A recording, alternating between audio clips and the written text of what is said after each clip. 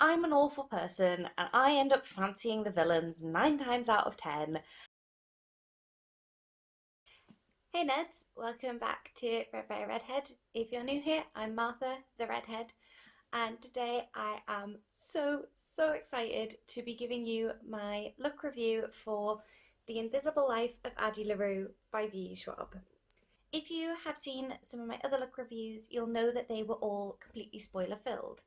Now, I did a poll on Twitter, which I will insert here, the results, and I'm going to slightly ignore Twitter, and rather than going completely spoiler free, I am going to change my look reviews to now being 90% spoiler free, with a few of my spoilery thoughts at the end.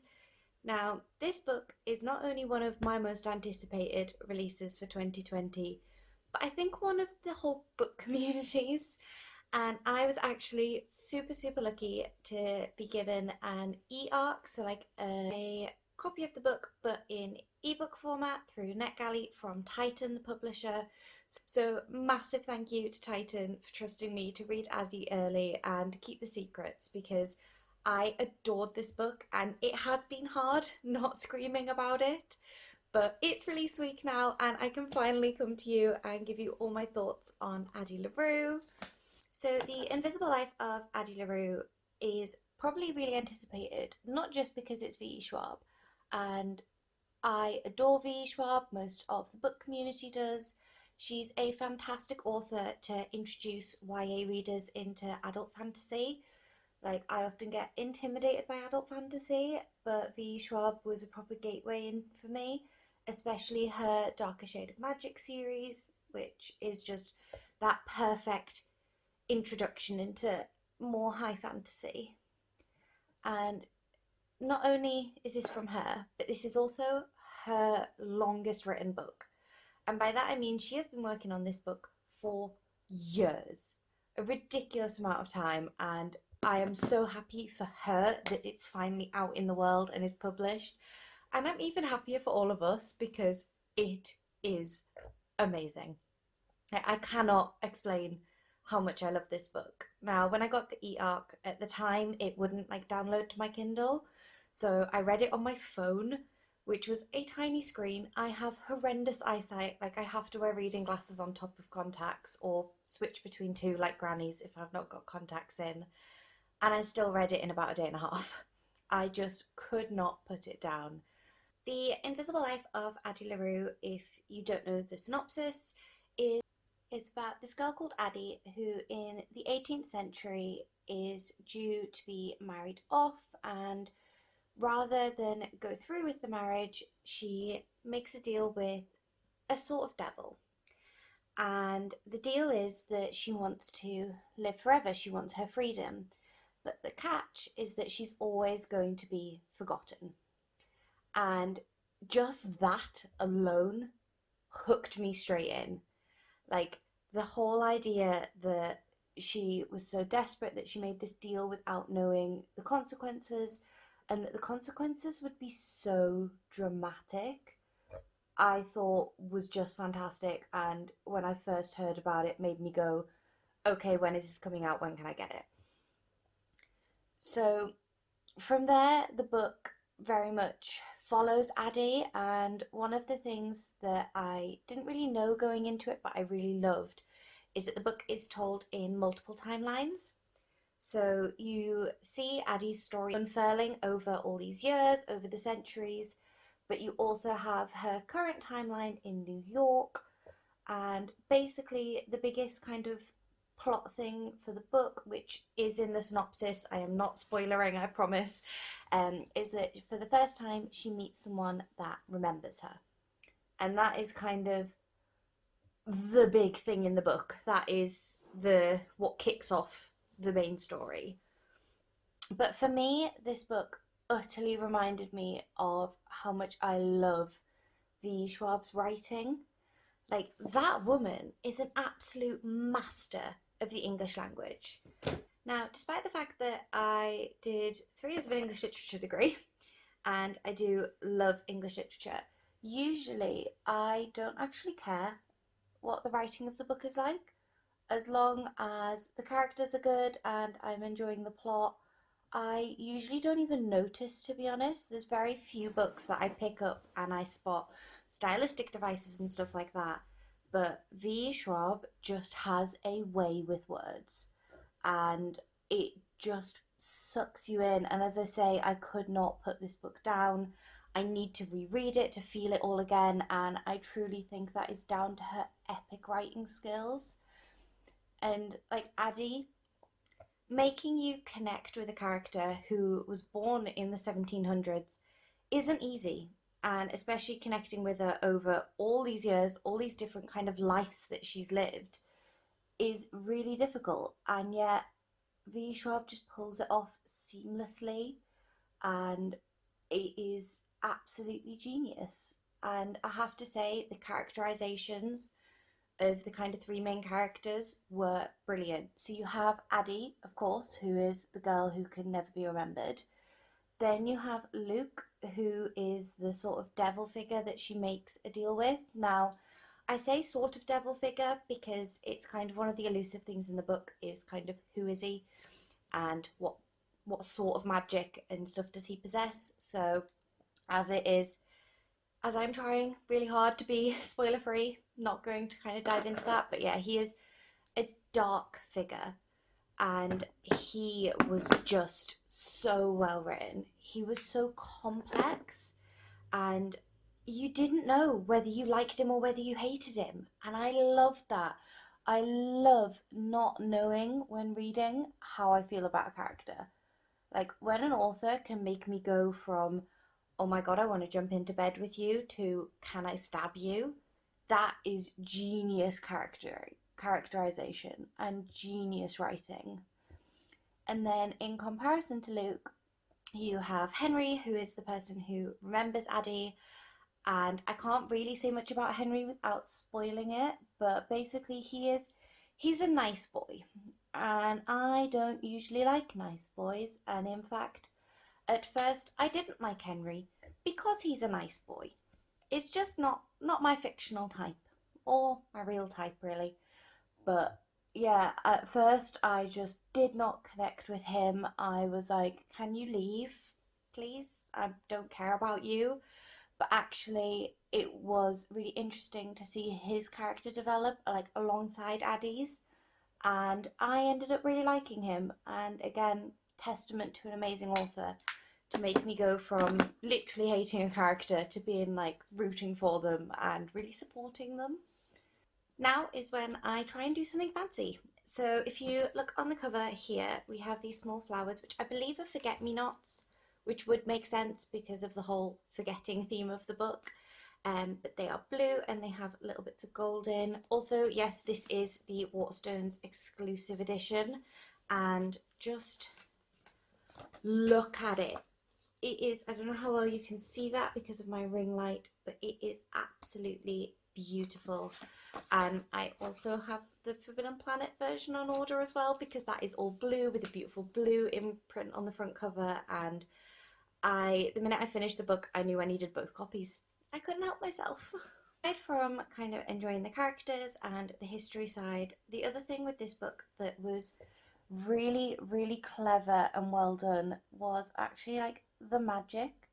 So, you know, we know that Addie can't be remembered, but the actual kind of technicalities of that was so well done and really interestingly explained throughout the book. Like, you know, you aren't shown a contract at the beginning. You don't instantly know what the rules are and what she can and can't do, and you kind of learn along with Addie.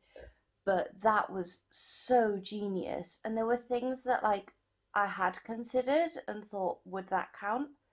And they were brought in, but there were also things I never would have thought about. And again, V. Schwab is just such a fantastic author that, of course, she didn't forget. Of course, she really cleverly considered all the options and did it really fantastically.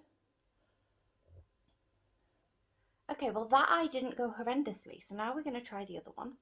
I really, really enjoyed how the magic system wasn't really like explained in the sense of here's where the magic comes from, here's how it works, in the sense of like where did he get his powers from, etc. It's more just like, here's the rules that Addie uncovers. And I thought it was really interesting that, like, we didn't really learn anything that Addie didn't know.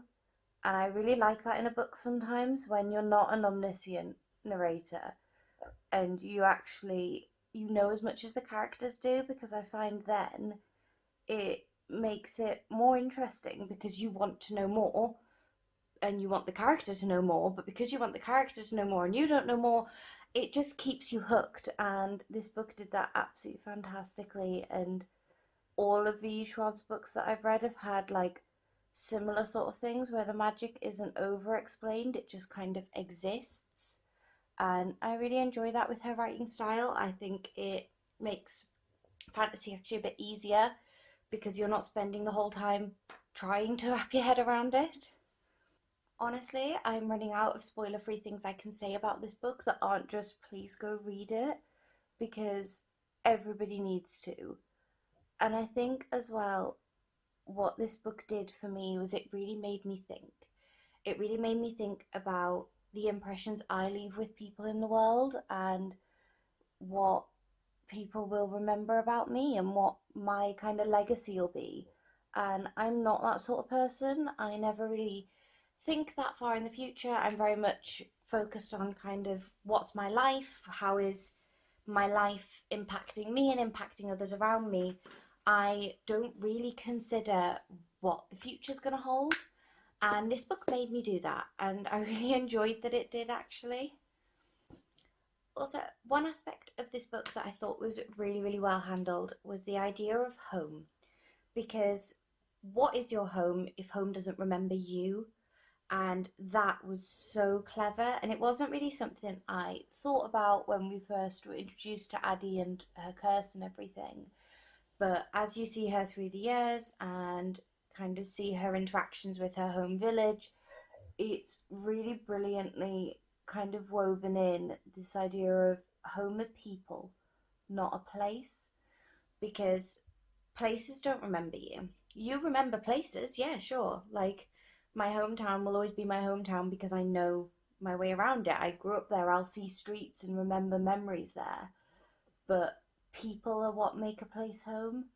And if those people don't know you or don't remember you, it really changes your perspective. And I thought that was really fascinating and something that I really hadn't thought about or anticipated, but was done absolutely brilliantly.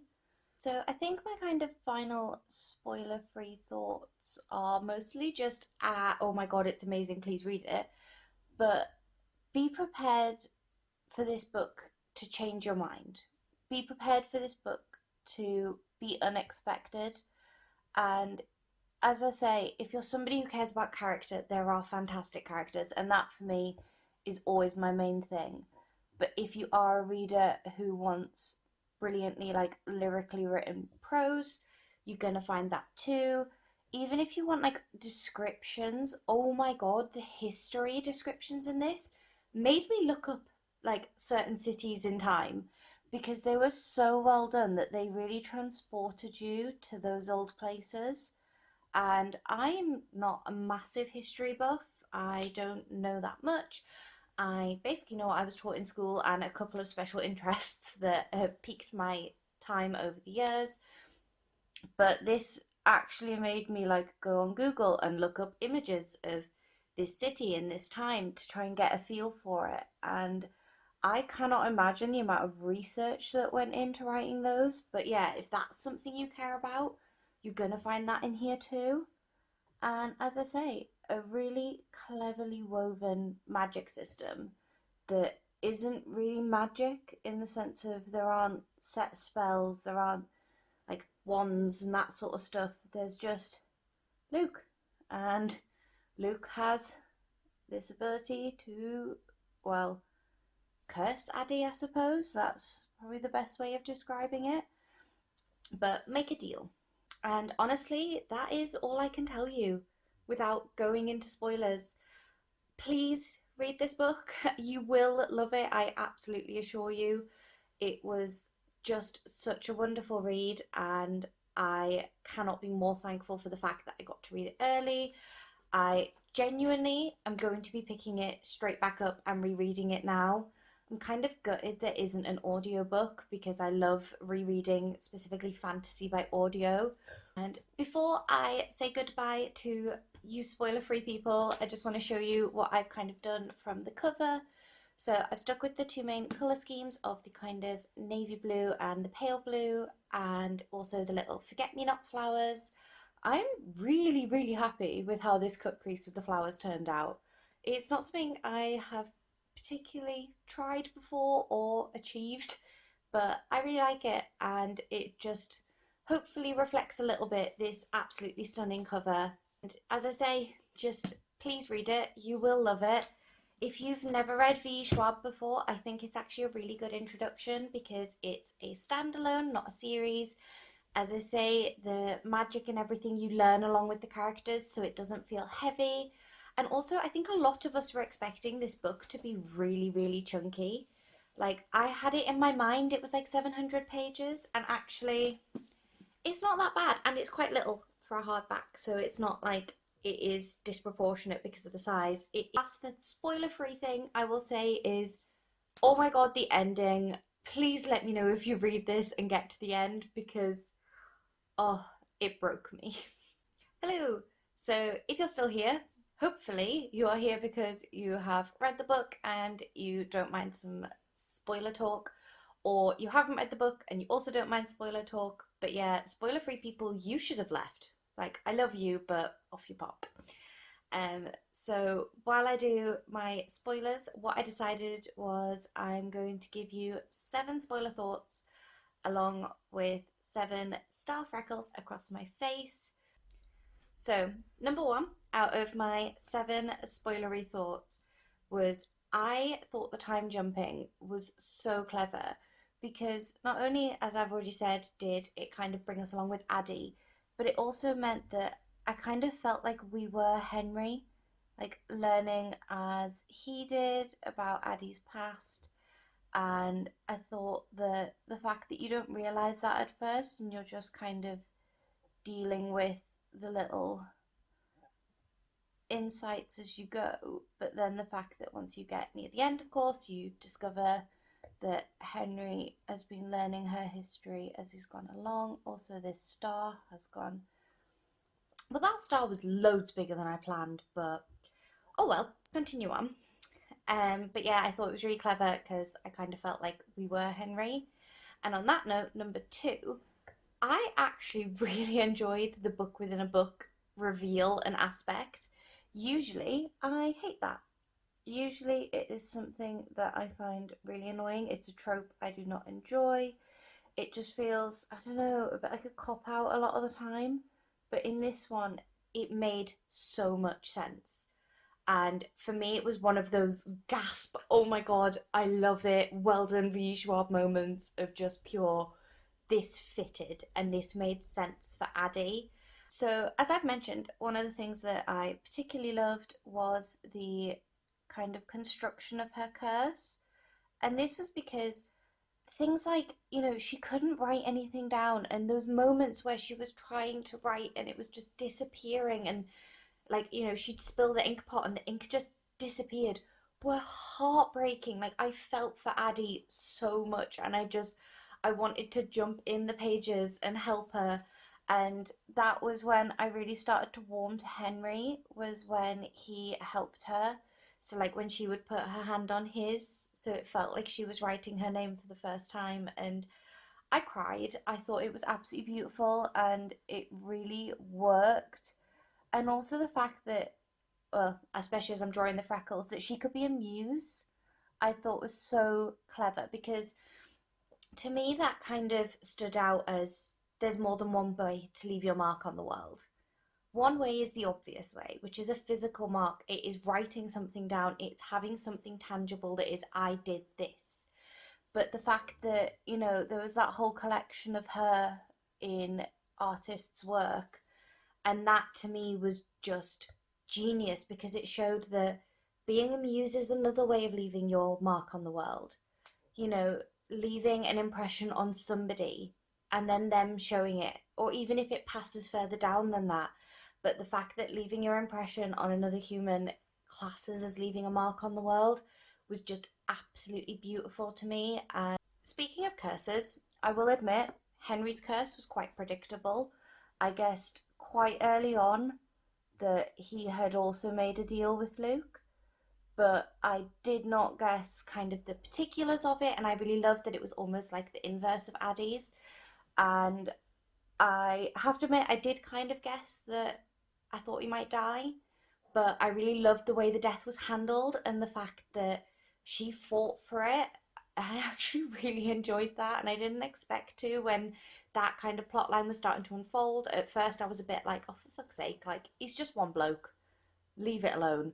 But actually, the way that she fought and dealt with Luke and those kind of power imbalances between the three of them, I thought was really clever. And I was really angry at Henry for hiding it from her, because Addie deserved better. She deserved to know the truth.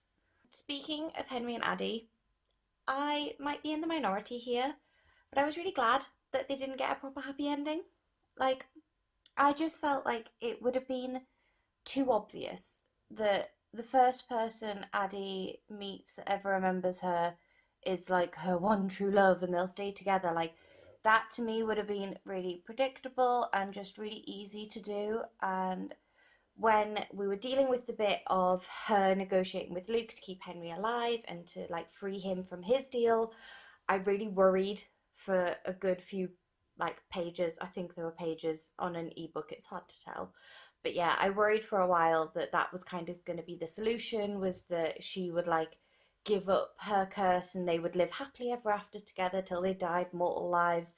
And thank you, V. Schwab, for not doing that, because that would have been such an easy, boring option.